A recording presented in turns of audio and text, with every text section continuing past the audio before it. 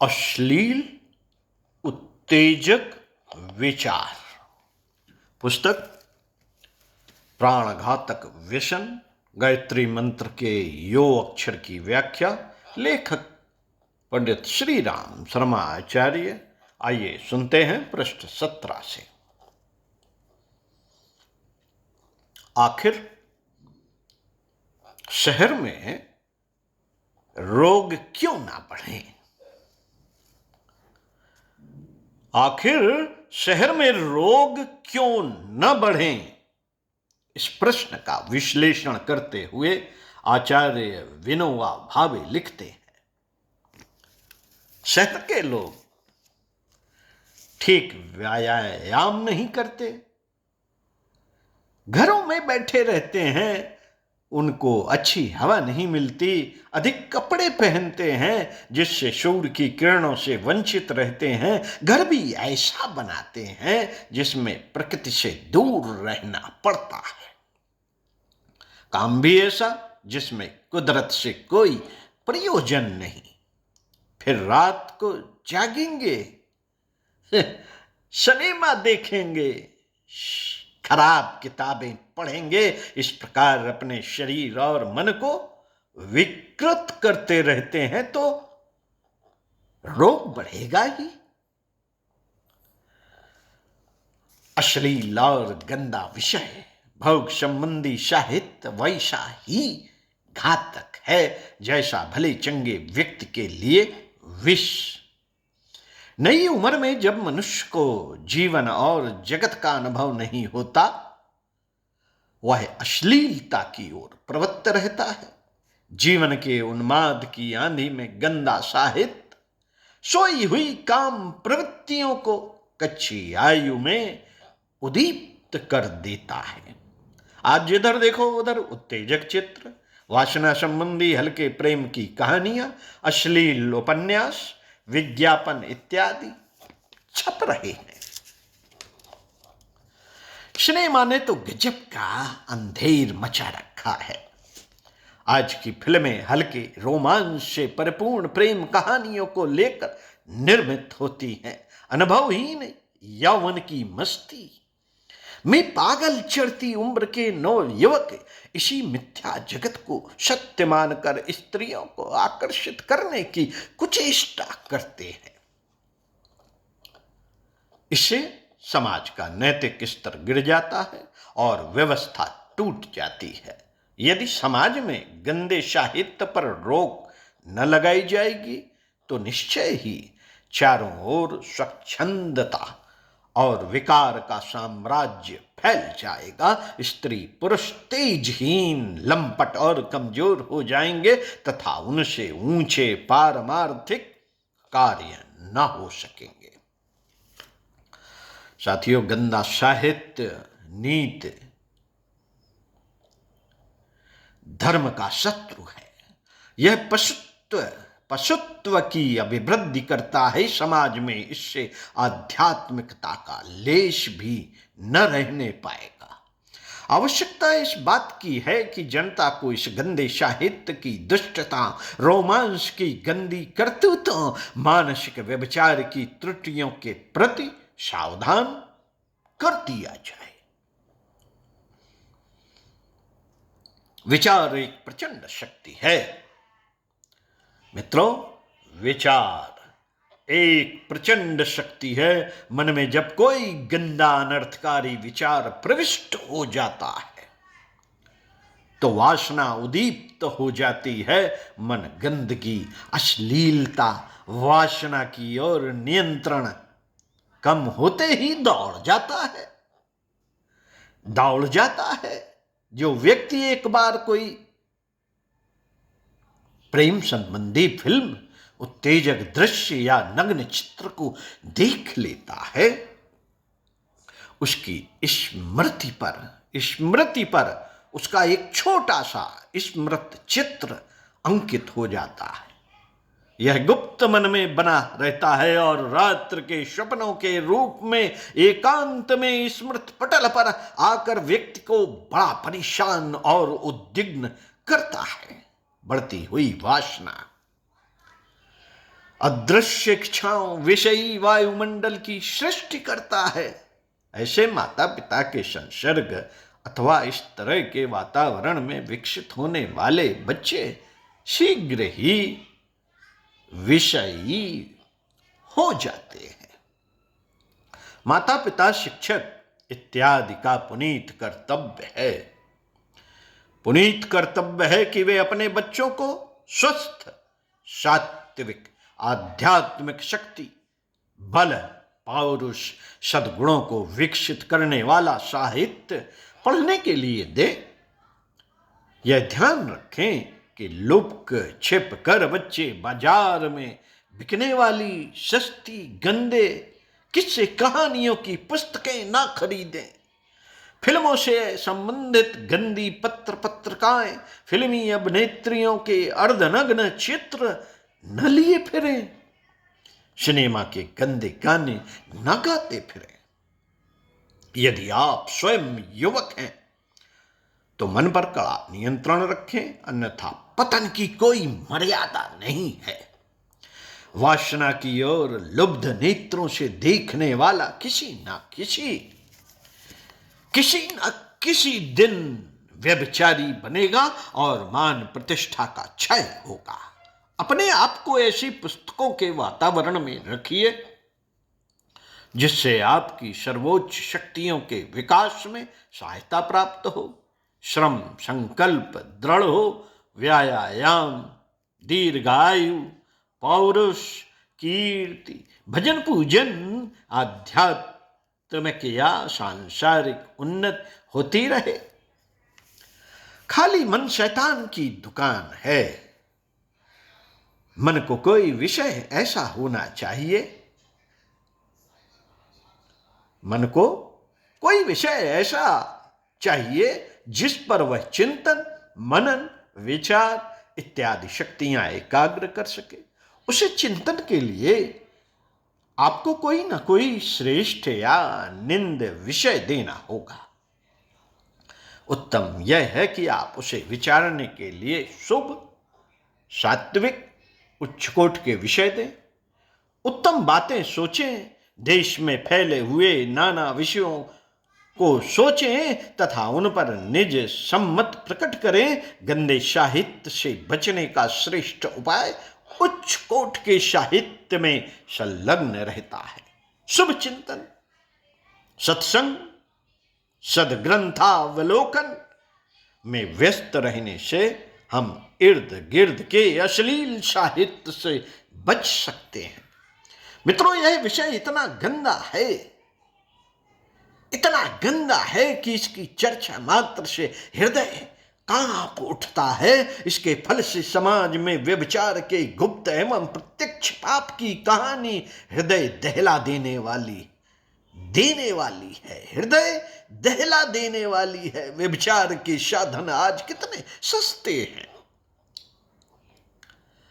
पहले कभी नहीं रहे। बड़े बड़े शहरों में व्यभिचार के अड्डे पनप रहे हैं, जहां देश के नवयुवक यौवन, तेज, स्वास्थ्य और पौरुष को नष्ट कर रहे हैं। समाज में ऐसे व्यक्तियों की कमी नहीं जो व्यभिचार को प्रोत्साहन देते हैं या स्वयं एजेंट का निंदकार करते रहते हैं। व्यभिचार मनुष्य के द्वारा किया हुआ सबसे घिनौना पाप कर्म है, जिसकी सजा हमें इसी जन्म में मिल जाती है। दुराचार से होने वाले रोगों की संख्या अधिक है। वीरपात से गर्मी, सुजाग तथा मूत्र नल का संबंधी अनेक घृणित रोग उत्पन्न होते हैं, जिनकी पीड़ा नरक तुल्य है। इनके अतिरिक्त वैश्यागमन से शरीर आसक्त होकर उसमें सिरदर्द, बदहजमी, रीढ़ की बीमारी, मिर्गी, कमजोर आंखें, हृदय की धड़कन का बढ़ जाना, पसलियों का दर्द, बहुमूत्र, पक्षाघात, वीरपात, शीघ्र पतन, प्रमेह, नपुंसकता, क्षय, पागलपन आदि महाभयंकर व्याधियां उत्पन्न होती हैं। साथियों, जीवनी शक्ति क्रमशः क्षय होती रहती है। व्यभिचारी का समाज में सर्वत्र तिरस्कार होता है। उसका उच्च व्यक्तियों में जाना निकलना आदि बंद हो जाता है। बंद हो जाता है। इस प्रकार के जघन्य आचरण में क्या कारण है?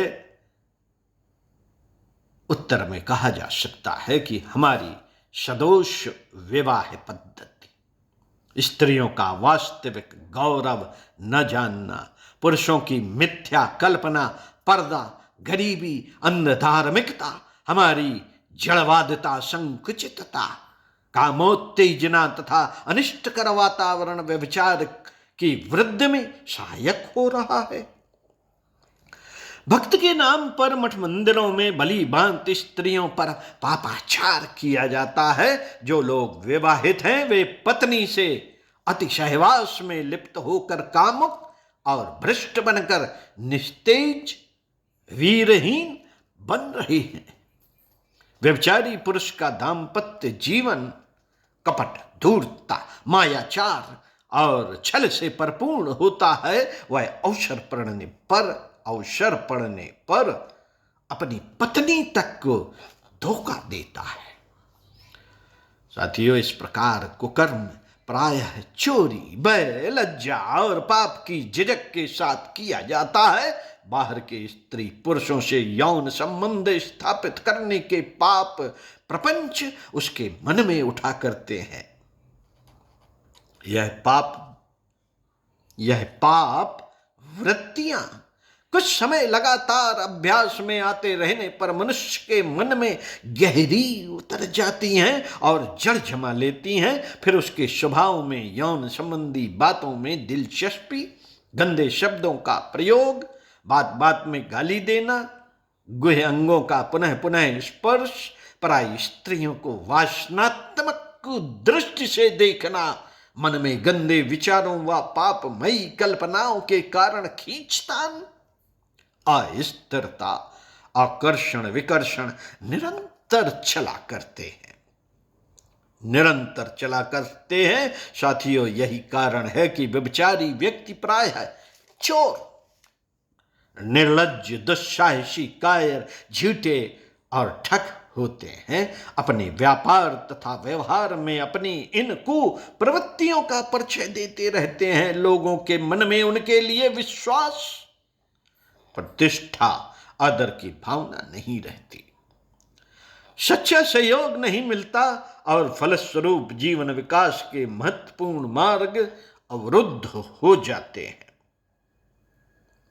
मित्रों, व्यभिचार की पाप पूर्ण वृत्तियों के मन में जमा हो जाने से अंतःकरण कलुषित हो जाता है। मनुष्य की प्रतिष्ठा एवं विश्वसनीयता स्वयं अपनी ही नजरों में कम हो जाती है तथा प्रत्येक क्षेत्र में सच्ची मैत्री या सहयोग की भावना का अभाव मिलता है। ये सब बातें नरक की दारुण यातना के समान कष्टकर हैं।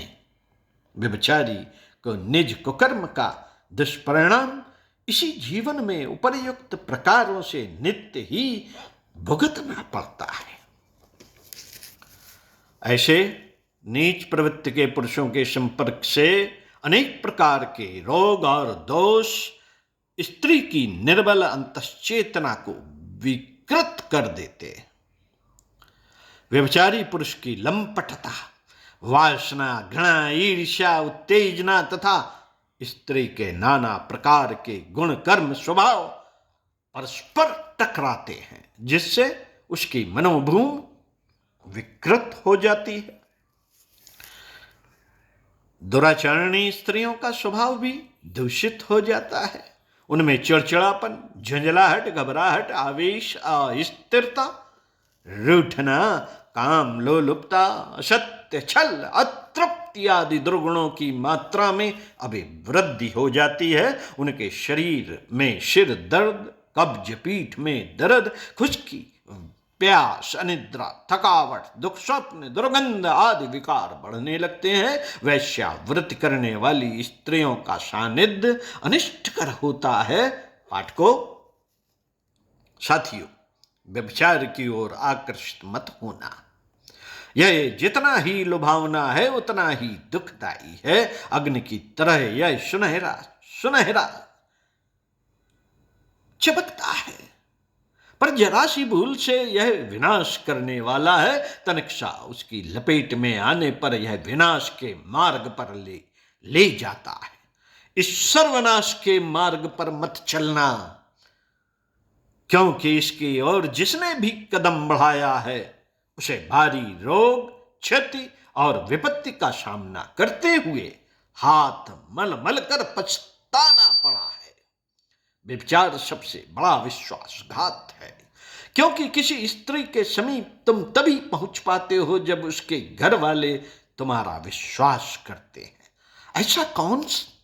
ऐसा कौन है जो किसी अपरिचित के गृह में निधड़क पदार्पण कर सके और उससे मनचाही बातचीत करे? अतः पाप से डरो साथियों, पाप से डरो और संसार तथा अपनी लोक लाज मर्यादा का ध्यान रखो।